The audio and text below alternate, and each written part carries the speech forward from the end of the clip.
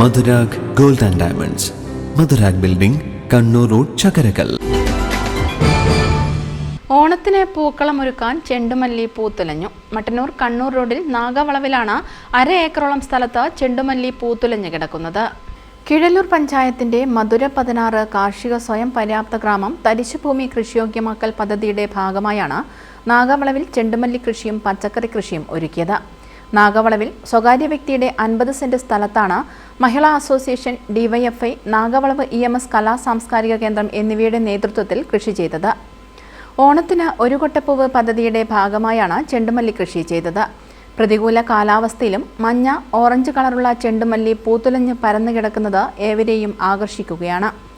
കിഴലൂർ പഞ്ചായത്തിന്റെ സബ്സിഡിയോടെ കൃഷിഭവനിൽ നിന്നും വാങ്ങിയ ചെണ്ടുമല്ലിയുടെ തൈകളാണ് നട്ടുവളർത്തിയത്. മഹിളാ അസോസിയേഷൻ പ്രവർത്തകരും ക്ലബ് ഡിവൈഎഫ്ഐ പ്രവർത്തകരും തന്നെയാണ് പരിപാലിച്ചത്. ഓണത്തിന് വിളവെടുക്കാൻ കഴിയുമെന്ന പ്രതീക്ഷയിലാണ് പൂക്കൃഷി ഇറക്കിയത്. ഓണം എത്തുന്നതിന് മുൻപ് തന്നെ പൂവിട്ട് വിളവെടുപ്പിനായിരിക്കുകയാണ്.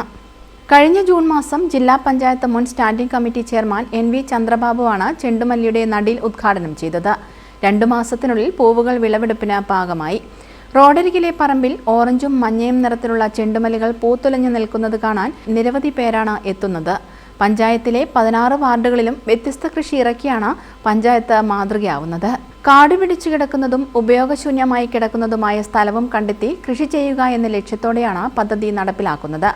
ചെണ്ടുമല്ലിക്ക് പുറമെ വെള്ളരി, വെണ്ട, മഞ്ഞൾ, വഴുതിന, മുളക് തുടങ്ങിയവയും കൃഷി ചെയ്യുന്നുണ്ട്.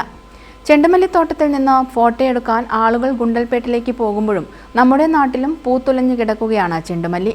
അത്തത്തിന് വിളവെടുപ്പ് നടത്താനുള്ള ശ്രമത്തിലാണ്. T. രുദീഷ്, ഉത്തമൻ കോമത്ത്, AK രഞ്ജിത്ത്, VK മഹേഷ്, മഹിളാ അസോസിയേഷൻ അംഗങ്ങൾ തുടങ്ങിയവരുടെ നേതൃത്വത്തിലാണ് കൃഷി പരിപാലിക്കുന്നത്. News bureau, Mattannur.